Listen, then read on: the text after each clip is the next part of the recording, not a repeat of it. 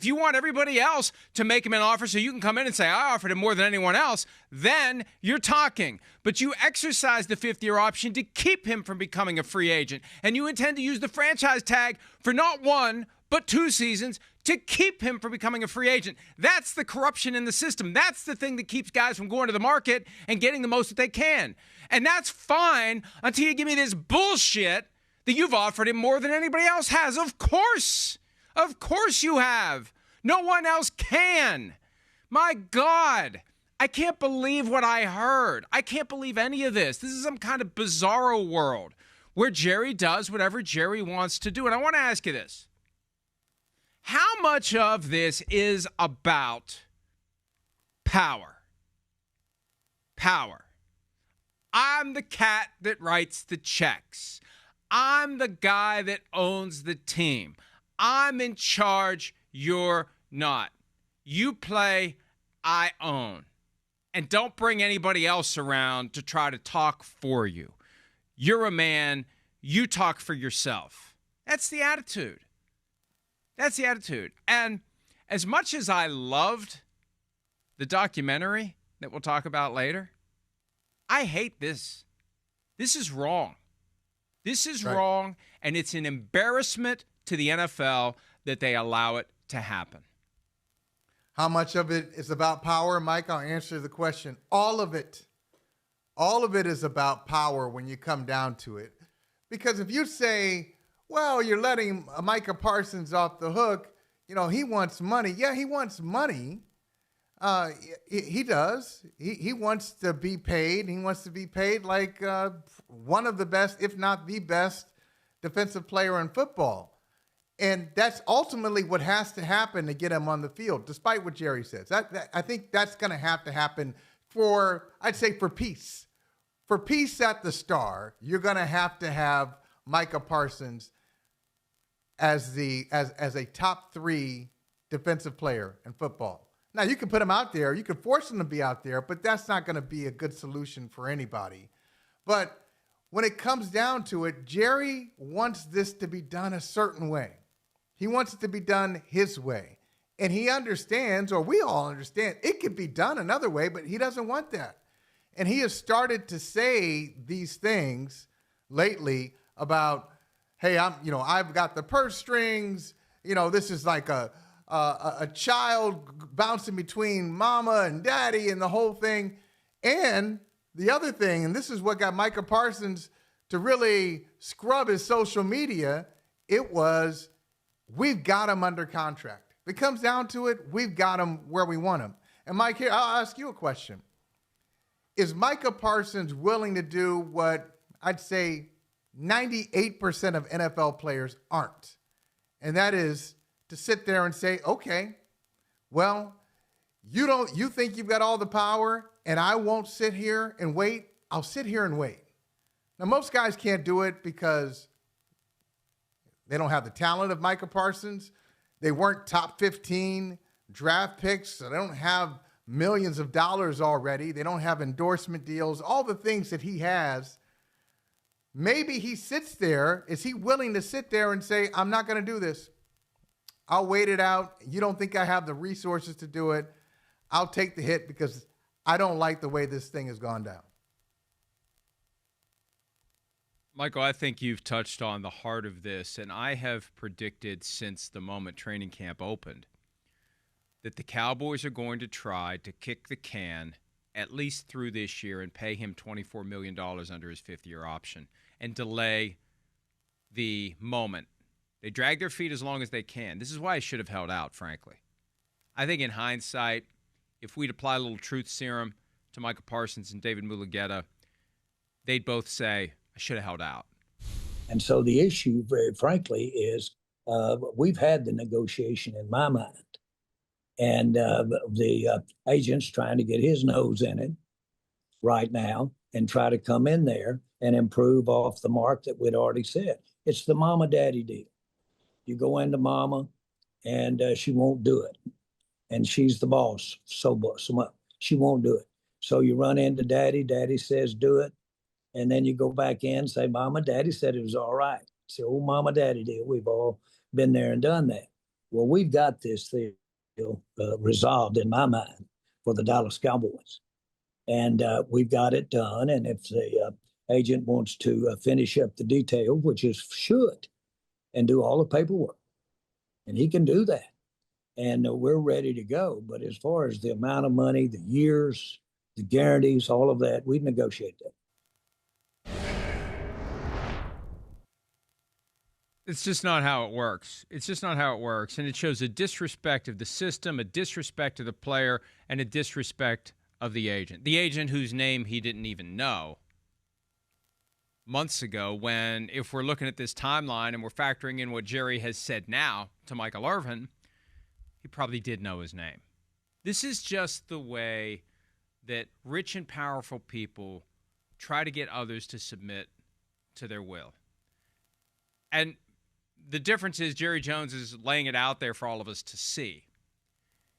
And I'm just really troubled by the fact, and I'm going to keep going back to it, the NFL and the NFL Players Association, and I'll probably at some point today, if I remember to do it, ask both sides, why do you allow Jerry to do this? Give me an answer. Is this a violation of the CBA? And if so, why do you allow him to do it? At a certain point, like, my first thought was, well, the NFL, it's all this balance with the union, and why does the NFL care if he's doing it? Good, go do it. At some point, it does make the league look bad. At some point, it does lead to a fight between the league and the union if the league doesn't stop Jerry from doing it. And I think it's gotten to the point where somebody needs to tell him, Jerry, you just can't do this. This is wrong. It's a violation of the contract. If you're big on contracts, we got a contract. We got a separate contract between all players and all teams that tells you can't be like this. You can't do this. You can't expect to negotiate directly with a player and have it be a contract. You can't do that. So I'm conflicted because I love that documentary, as I said earlier, and I hate this that we're seeing now. Too. Yeah, and you're right. The documentary is fascinating. It really is well done. But in this case, Mike, I was trying to follow him. I was trying to follow Jerry, and I've heard that analogy many times, like, hey, if you don't get what you want from mom, you go to dad. You don't get what you want from dad, you go to mom. My kids do it to me all the time. I'm the pushover. I'm the one. They come to me. And now they've stopped going to mom. They come directly to me. Hey, can I have $30? Can we have a sleepover here? Can I go here? I'm like, have you talked to your mother about this? Like, why are you coming to me? No, I'm talking to mom. I can get a yes from you before I can get a yes from mom. All right, I understand how that works. But the way Jerry described it, who's the mom? Who's the dad? Who's asking for what? It doesn't quite apply in this situation. It is like, Jerry, are you the kid trying to get what you want? Are you the dad? Or like, is Micah the mom? He was all over the place. I think to simplify it for all of us, I think he should talk to, his name is David Mulugeta. I think he should talk to him. I think they should renegotiate or negotiate a deal. And it seems like Parsons, we know what Parsons wants. We know what the Cowboys want. It should be a fairly simple deal to do with some humility from Jerry Jones.